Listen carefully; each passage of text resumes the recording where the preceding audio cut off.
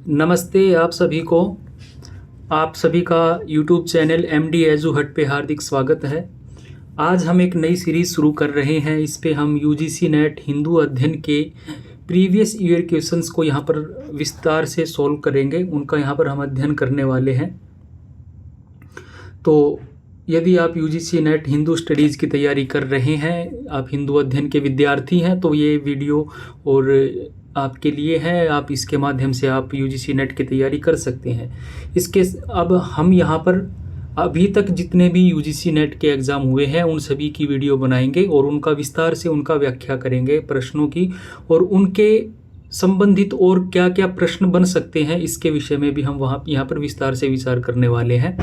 और पूरे के पूरे सिलेबस के आधार पर जो पाठ्यक्रम है UGC net Hindu studies code 102 का, उसका भी यहाँ पर हम topic wise unit wise video डालेंगे आपके लिए। तो आप हमारे चैनल MD एजू हट को सब्सक्राइब कर लें। तो आज का हमारा जो ये विषय है, इस विषय में हम आज फरवरी 2023 में जो UGC नेट का एग्ज़ाम हुआ था उसका अध्ययन करेंगे। उसके कुछ प्रश्न हैं जिनको हम यहाँ पर अध्ययन करने वाले हैं, उनको विस्तार से समझेंगे और सोल्व करेंगे। तो आज का हमारा सबसे पहला जो प्रश्न है वो है, न्याय दर्शन में अभाव का ज्ञान किस प्रमाण से होता है।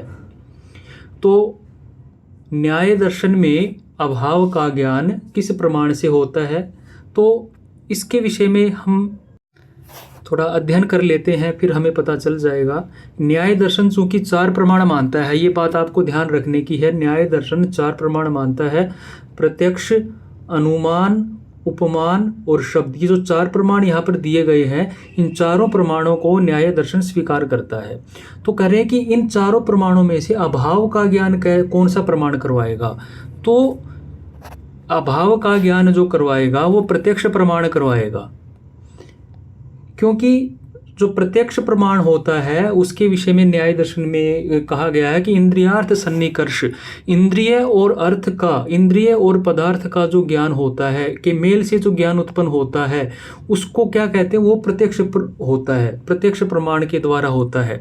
और जब प्रत्यक्ष प्रमाण के द्वारा होता है और किसी भी पदार्थ की सत्ता है, कोई पदार्थ है या कोई पदार्थ नहीं है, इसका ज्ञान भी हमें प्रत्यक्ष से ही होगा। तो इस आधार पर हम कह सकते हैं कि हमारे जो पहला प्रश्न था कि न्याय दर्शन में अभाव का ज्ञान किस प्रमाण से होता है, तो हमारा जो सही उत्तर रहेगा वो रहेगा प्रत्यक्ष प्रमाण।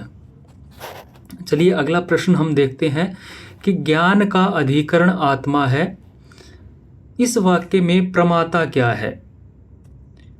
एक संस्कृत में एक सूक्ति है कि ज्ञानाधिकरणम आत्मा। तो करें कि इनमें प्रमाता कौन है। तो ज्ञान का अधिकरण आत्मा है, इसका जो उत्तर रहेगा वो रहेगा ज्ञान का अधिकरण आत्मा है। इसमें जो प्रमाता है वो आत्मा है। आत्मा जो है वो प्रमाता के रूप में जाना जाएगा। देखिए इसके विषय में प्रमाण, प्रमाता, प्रमेय, ये पूरा का पूरा एक अपने आप में विषय है जिसके ऊपर एक विस्तार से वीडियो बनाई जाएगी। उस समय हम इसको आपको विस्तार से पढ़ा देंगे। अभी आप केवल इतना जान सकते हैं कि ज्ञान का अधिकरण आत्मा है। यहाँ पर जो प्रमाता है वो प्रमाता आत्मा ही। हमने एक बुक से आपके लिए, इग्नू की जो बुक होती है उसमें से आपके लिए यहाँ पर रेफरेंस दे रखी है, आप इसको पढ़ सकते हैं।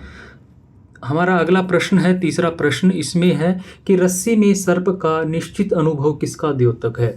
कोई रस्सी पड़ी हुई है और उस रस्सी में अंधेरे के कारण हमें सांप का आभास हो जाता है कि सांप है। तो कहे कि ये किसका द्योतक है, इससे हमें क्या पता चलता है। तो ये यथार्थ भी नहीं है, ये संशय भी नहीं है, ये तर्क भी नहीं है। ये क्या है, ये विपर्यय है। विपर्यय किसको कहते हैं, विपर्यय के बारे में हम जान लेते हैं। देखिए योग दर्शन में चित्त की 5 वृत्तियां बताई गई हैं: प्रमाण, विपर्यय, विकल्प, निद्रा और स्मृति।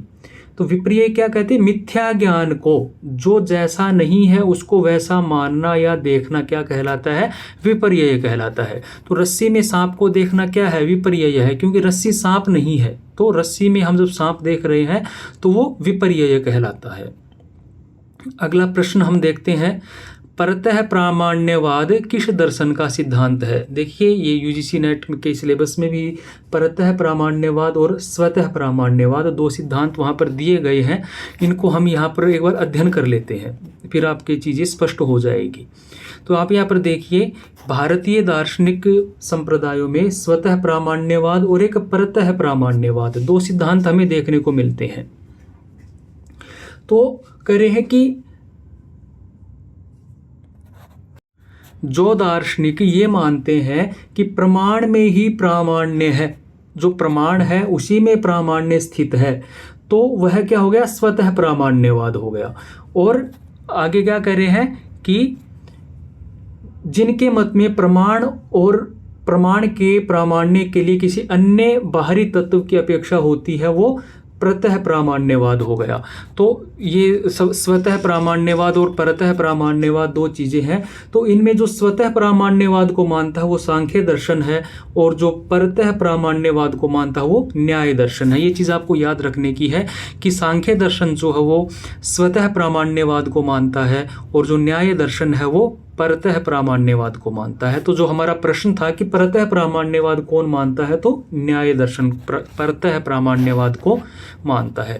इसको हम जब वीडियो बनाएंगे तो इसको हम विस्तार से परतः प्रामाण्यवाद और स्वतः प्रामाण्यवाद को अच्छे से समझ लेंगे इस विषय पे जब हम वीडियो बनाएंगे। सांख्य दर्शन के अनुसार निम्न में से कौन दाक्षिणक बंधन का कारण है। देखिए सांख्य दर्शन में 3 तरह के बंधन हैं जो कि आपके यूजीसी नेट सिलेबस में भी लगे हुए हैं हिंदू स्टडीज़ के में।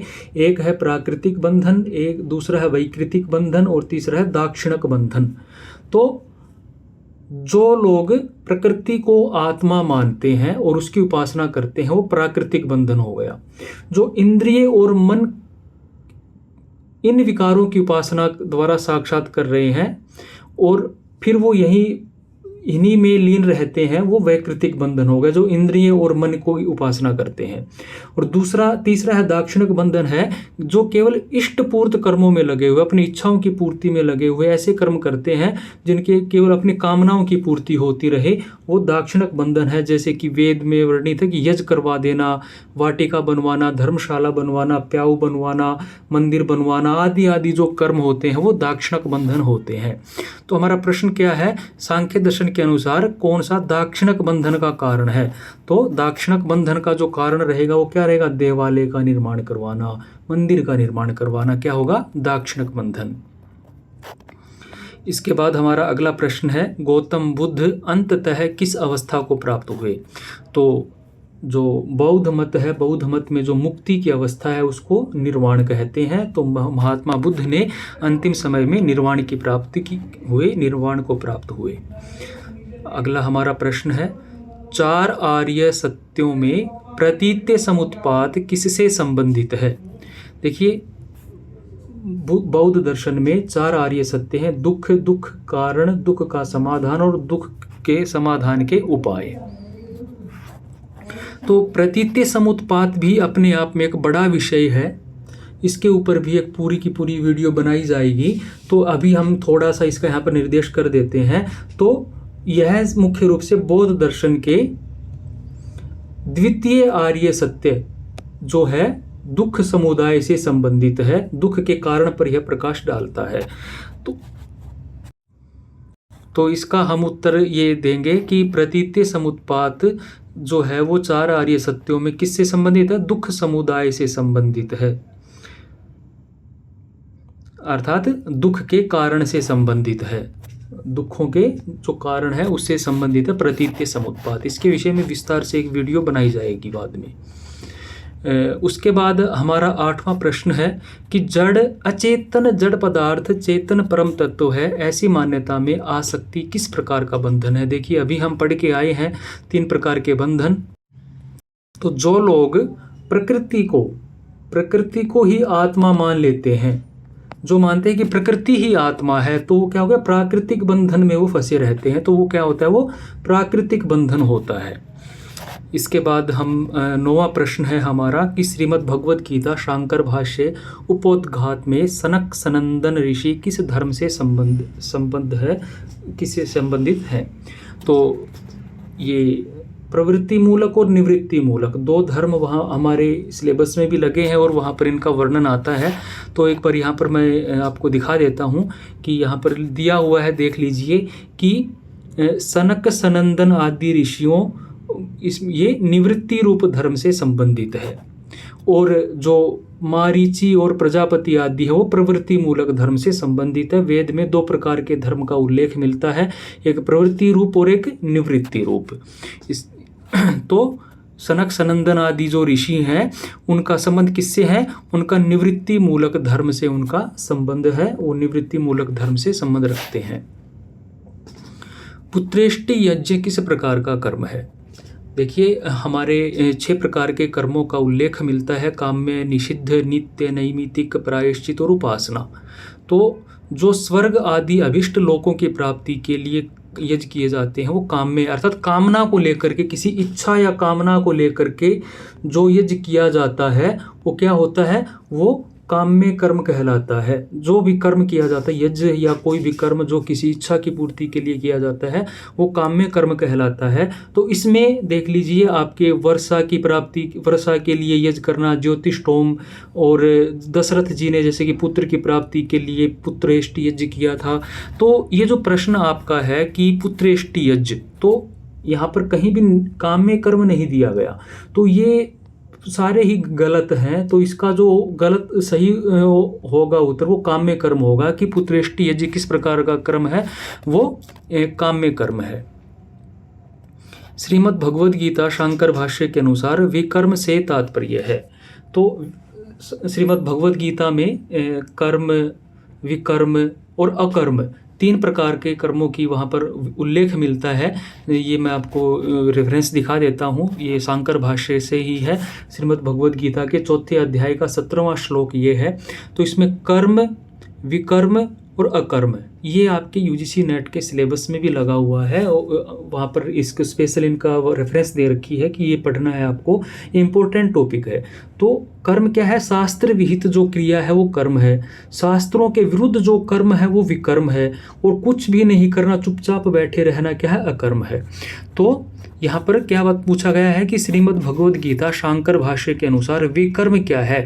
तो शास्त्र निषिद्ध कर्म जो है वो क्या होता है? वो विकर्म होता है। उसके बाद हमारा 12वां प्रश्न है कि स्वधर्मे निधनम श्रेय है, परधर्मो भयावह है। यह पंक्ति किस ग्रंथ से संबंधित है? तो ये जो श्लोक है, ये श्लोक की एक पंक्ति है, ये भगवद गीता से है। देखिए, ये श्लोक मैं आपको दिखा देता हूँ। ये 3रे अध्याय का 35वां श्लोक है कि श्रेयान स्वधर्मो विगुण है, पर धर्मात् स्वनुष्ठितात् स्वधर्मे निधनम श्रेय है, पर धर्मो भयावह है। तो ये भगवद गीता के 3रे अध्याय का 35वां श्लोक है, स्वधर्मे निधनम श्रेय है, ये आप याद कर लीजिएगा। उसके बाद हम बात करें वेदांत दर्शन के अनुसार तत्व, कौन सा तत्व परमार्थिक है? तो ये इसका उत्तर रहेगा आपका आत्मा। रस का संबंध किस महाभूत से है? देखिए, हमारे 5 महाभूत है, 5 महाभूत हैं, आकाश, वायु, अग्नि, जल और पृथ्वी। ये 5 महाभूत हमारे देखने को मिलते हैं। तो आकाश का संबंध शब्द से है, वायु का स्पर्श से है, अग्नि का रूप से है, जल का रस से है, पृथ्वी का गंध से है। और इनको हम किस प्रकार अनुभव कर सकते हैं? तो शब्द का कर्ण से, स्पर्श का त्वचा से, रूप का नेत्र से, रस का जिह्वा से, गंध का नासिका से। तो रस का जो हमारा संबंध हुआ वो किससे हुआ? वो जल से हुआ। तो ये चीज़ आप, ये भी आपसे आगे भी आकाश का पूछा जाए, कभी पृथ्वी का पूछ ले, तो ये आप याद कर ले, इसको नोट कर सकते हैं। असत्कार्यवाद किस दर्शन का सिद्धांत है? भारतीय दर्शन में 2 वाद मुख्य रूप से देखने को मिलते हैं। एक है सत्कार्यवाद और एक है असत्कार्यवाद। तो सत्कार्यवाद क्या कहता है? सत्कार्यवाद का मानना है कि जो भी कर्म है, जो भी हम काम हो रहा है, वो पहले से ही उसके कारण में विद्यमान था। जो भी क्रिया है, क्रिया का जो कारण है, उसमें वो क्रिया पहले से विद्यमान थी, जो भी हुआ है। लेकिन असत्कार्यवाद क्या कहता है कि कोई भी काम हो रहा है वो पहले से विद्यमान नहीं था, वो बिल्कुल नया हुआ है। तो सत्कार्यवाद को तो सांख्य दर्शन मानता है, ये बात आपको याद रखने की है। सांख्य दर्शन जो है वो सत्कार्यवाद को स्वीकार करता है और असत्कार्यवाद को न्याय दर्शन स्वीकार करता है। ये चीज़ आप ध्यान रखने की है। उसके बाद हमारा अगला प्रश्न है कि कम से कम अक्षरों में किसको प्रस्तुत किया जाता है? भाष्य, टिप्पणी, वृत्ति या सूत्र, इनमें से सबसे कम अक्षरों में हम किसको प्रस्तुत कर सकते हैं?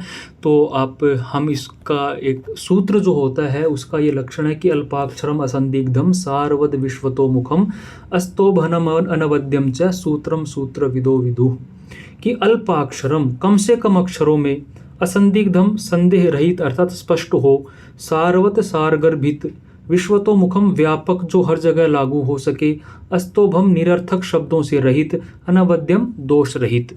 ये किसके लक्षण है? ये सूत्र का लक्षण है। तो अल्पाक्षरम कम से कम शब्दों में हम किसको कह सकते हैं? हम कम से कम शब्दों में अक्षरों में किसको कह सकते हैं? हम सूत्र को कह सकते हैं। ये सूत्र का लक्षण है। ये आप इसको स्क्रीनशॉट लेना चाहें या नोट करना चाहें, जैसे भी आपकी इच्छा हो वैसे इसको कर सकते हैं। 18वां प्रश्न है कि यह व्यक्ति है या वृक्ष है, यह ज्ञान किस कोटि में आता है? कि क्या है, वो है या वो है, मतलब इस तरह का जो ज्ञान होता है वो डाउट हो जाए, कहीं पर वो संशय होता है। ना तो ये विपर्यय है, ना तर्क है, ना यथार्थ है, ये संशय की कोटि में आता है। संदेह हो जाए कहीं पर कि क्या है, व्यक्ति है या पेड़ है, तो ऐसा हमें संदेह होता है, डाउट होता है। तो ये किस कोटि में आता है? ये संशय की कोटि में आता है। अगला प्रश्न है कि यदि सत्य अन्वेषण हेतु एक पक्ष प्रतिपक्ष पर विजय प्राप्त करना चाहे तो ऐसा शास्त्रार्थ क्या कहलाता है? देखिए, ज्ञान प्राप्त करने की हमारे यहाँ पर विधियाँ हैं। एक तो वाद, जल्प, वितंडा, 3 चीज़ें हमारे यहाँ पर मुख्य रूप से देखने को मिलती है। तो वाद किसको कहते हैं? जहाँ पर ये बहुत ही इम्पोर्टेंट टॉपिक है, ये बहुत ही महत्वपूर्ण है, इनमें से हमेशा प्रश्न पूछे जाते हैं और पूछे जाते रहेंगे घुमा फिरा करके।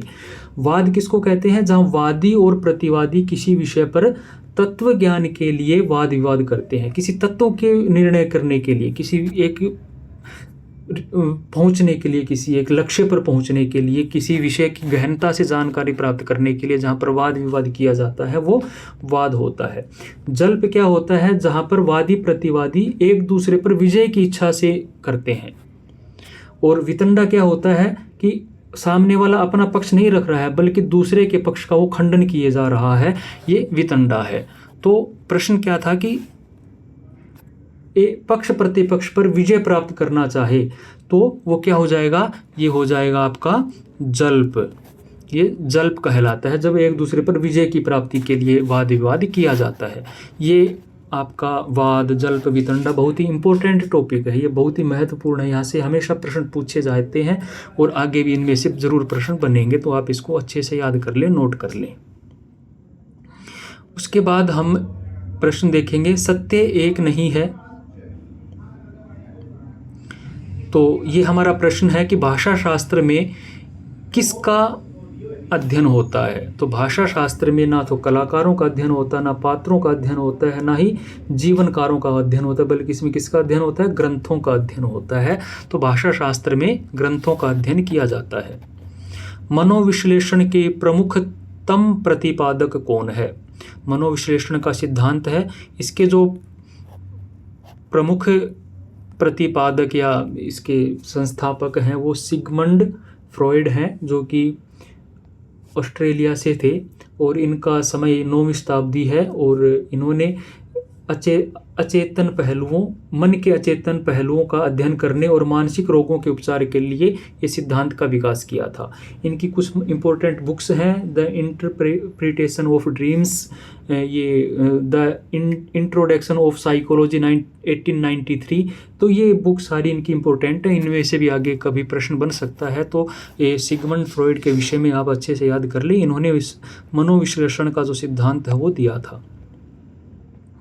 अधिकांश समकालीन नारीवादियों के अनुसार जेंडर क्या है? तो इसका उत्तर आप चौथा करेंगे, सामाजिक प्रभाव जिसके आधार पर सामाजिक, राजनैतिक और आर्थिक व्यवस्थित होते हैं। तो ये इसका रहेगा। 5वां प्रश्न, 25वां जो प्रश्न है हमारा, बाली के राज्य का नाम क्या था। तो बाली के राज्य का नाम किष्किंधा था, वो किष्किंधा के राजा थे। बाली के बारे में 2-4 बातें और याद कर लेते हैं। बाली जो थे वो किष्किंधा के राजा थे, वो सुग्रीव के भाई थे। सुग्रीव के भाई थे, अंगद के पिता थे, अंगद उनके पुत्र थे और उनकी पत्नी का नाम तारा था और उनका जो वध था वो राम ने किया था। तो आज हमने ये यहाँ पर यूजीसी नेट हिंदू स्टडीज़ के फरवरी 2023 के 25 प्रश्न देखे हैं और आगे के वीडियो में हम और इसी तरह से लेके आते रहेंगे। तो आपको अगर वीडियो अच्छी लगी है तो अपने दोस्तों के साथ शेयर करें और चैनल को सब्सक्राइब करें और हमारे चैनल के साथ जुड़े रहें। और आप हमें कमेंट करके बता सकते हैं कि आप किस विषय पर, हिंदू अध्ययन के अन्य किस विषय पर आप वीडियो चाहते हैं, तो हम उस पर भी प्रयास करेंगे बनाने का। हम वैसे हमारा प्रयास रहेगा कि पूरा का पूरा यूजीसी नेट का जो पाठ्यक्रम है वो हम कवर करेंगे। धन्यवाद।